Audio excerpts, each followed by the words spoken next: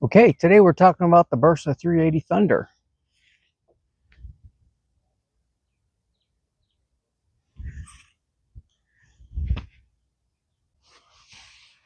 Okay, as it says so in its title, it shoots a 380 ACP round. Um, Smaller brother of the 9mm, and it's been around just as long, if not longer. And it's actually a fine shooting cartridge. It's not quite as hard hitting as a 9mm, but it does the job. So uh, this Bersa is made in Argentina, and it was made for the police and the military, I believe. And it is a 380, which is the largest handgun caliber they allow the local population to carry. So um, it's sufficient to get the job done, and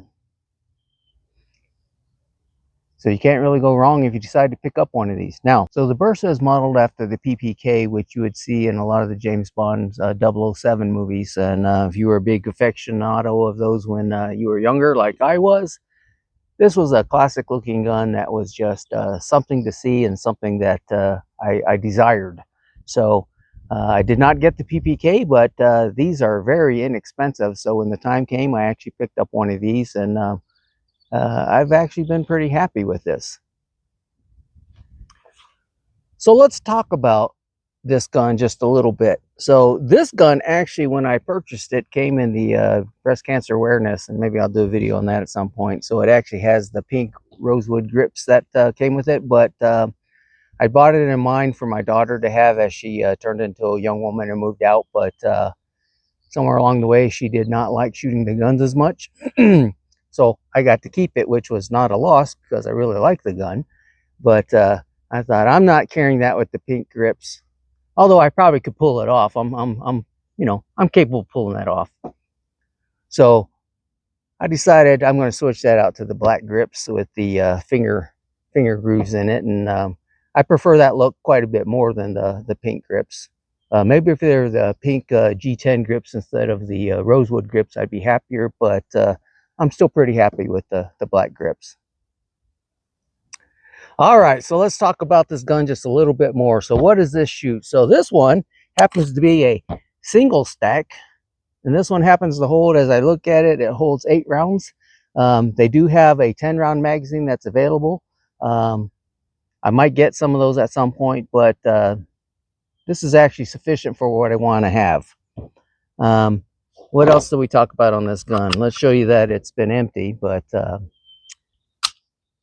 so it's a good shooting gun. I will say that when I first purchased this gun, it took about 100 rounds to break it in. It kept on sticking and sliding a little bit. So you clean it up, oil it, and shoot it a few times. It wears itself in, and now it's pretty reliable.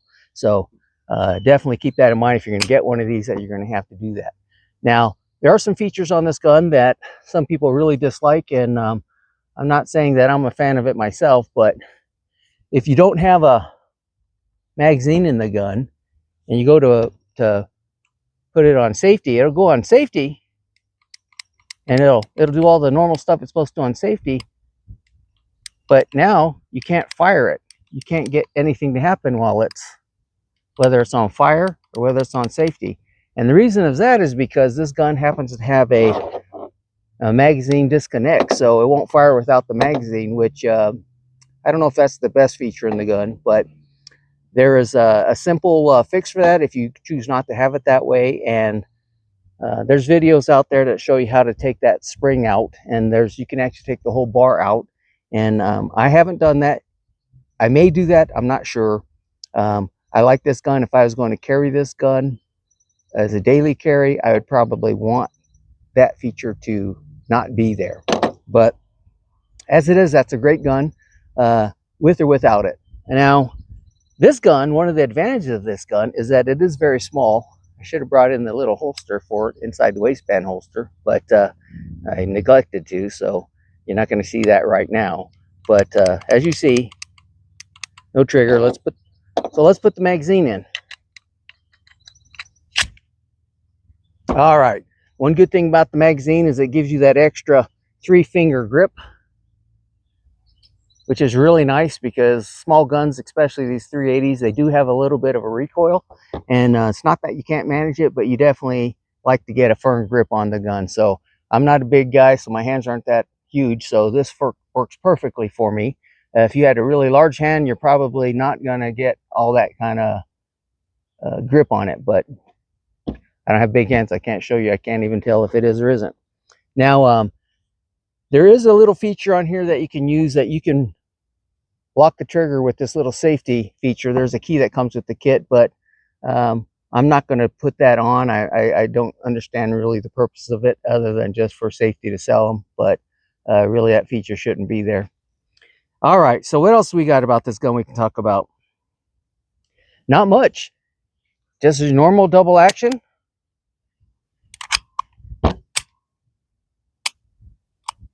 Pull the trigger. It goes. This is a good gun. All right, let's take a little closer look and see what we got. The Bersa 380, made in Argentina. Now, it's got the normal features you'd expect.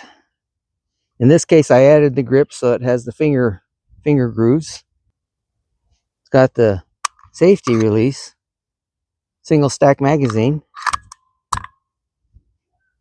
Got the slide release, got the safety.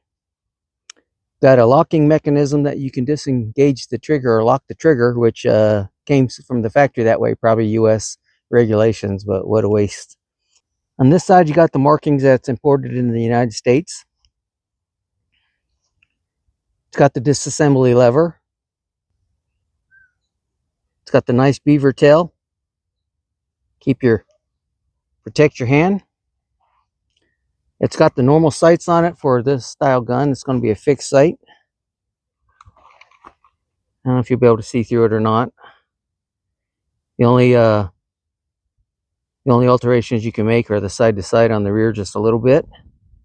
If you can notice that, it's actually got the pink front sight right now, because when I purchased this model, it was the Breast Cancer Awareness Edition, so I actually have a pink carry case and pink rosewood grips that come with this as well. All right, let's take a look at how it actually works. So, pull it in, slide release, it's on fire, pull the trigger, it's good. Double action, a little long, a little heavy, but not bad. A little long, a little heavy, not bad. Let's try it in single action. All right, so in single action,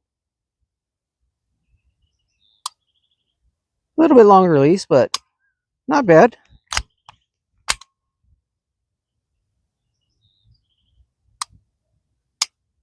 All right.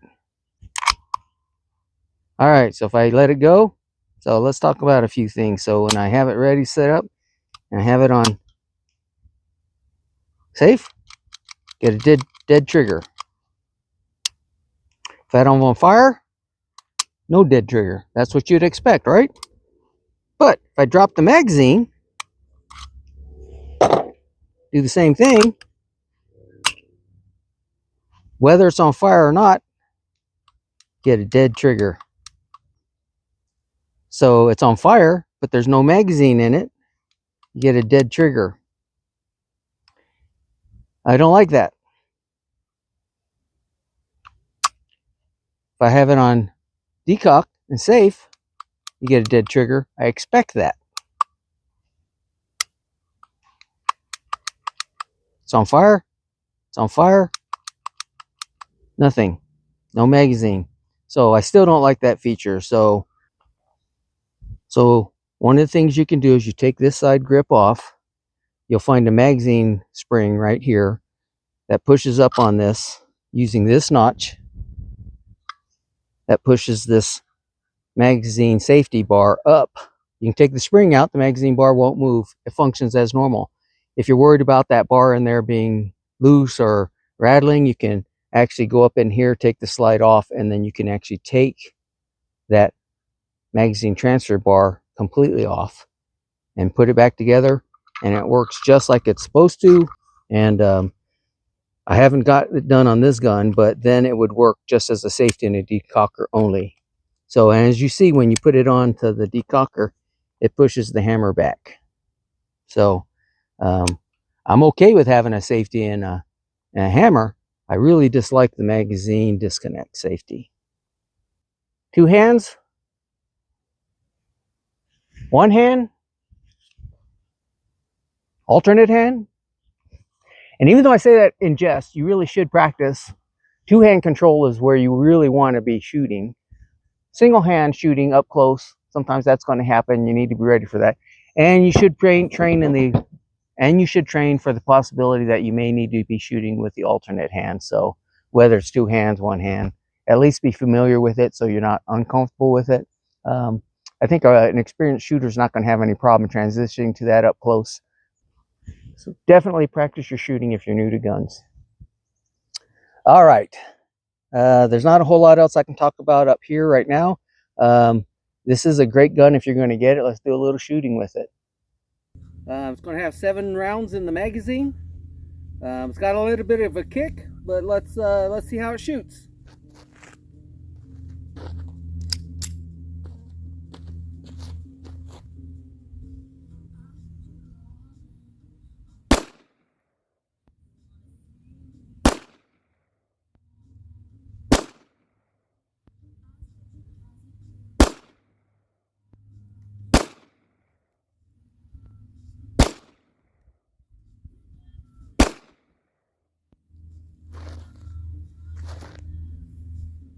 Shot pretty well. Has quite a bit of kick in the palm of your hand, but it shoots very nice. So, very good. And you see from the targets over here, we're going to go for a walk.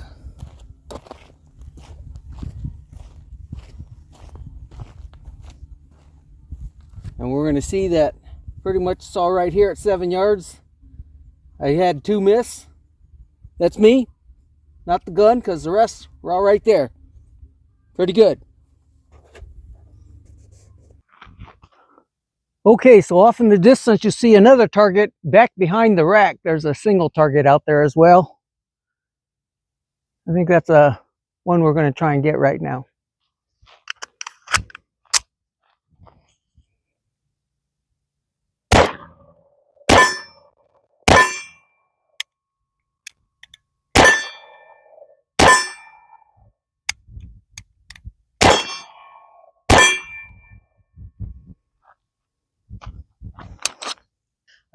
If you just want a light, compact, easy to carry, easy to conceal gun, this is a good choice. Well, hopefully you enjoyed that, and if you did, make sure that you subscribe or follow, and that's Shooting with Marlin, Bersa 380 Thunder. Talk to you later.